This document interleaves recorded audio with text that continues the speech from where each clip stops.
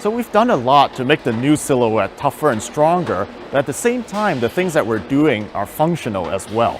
For one thing, we've taken the cabin and stood the side glass up to be more vertical.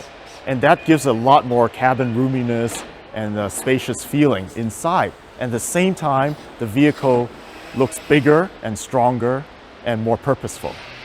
So one of the elements that makes the original Pathfinder look so clean and modern to me at the time was the sharpness and the details. The way they're executed doesn't look like a traditional SUV at the time. And that inspires us for the new Pathfinder to also look for high-tech expression of the details. Starting with the headlamp, so lighting is a big thing these days, and we want to convey a sense of high-tech.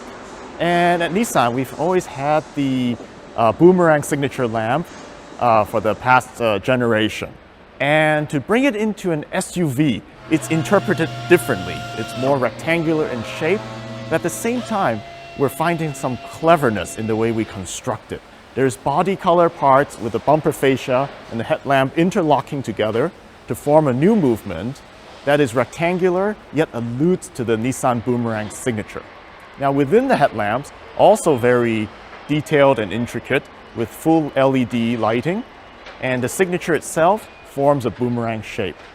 So very iconic, very memorable, and sharp and crisp and clean. So another element that makes the new Pathfinder instantly recognizable as a Nissan is the V-Motion grille. This time around, the V-Motion grille is interpreted in a new way, suitable for a modern SUV. It's bold, sharp, and strong, looking like a structure that wraps over the hood straight onto the cowl, making one seamless movement.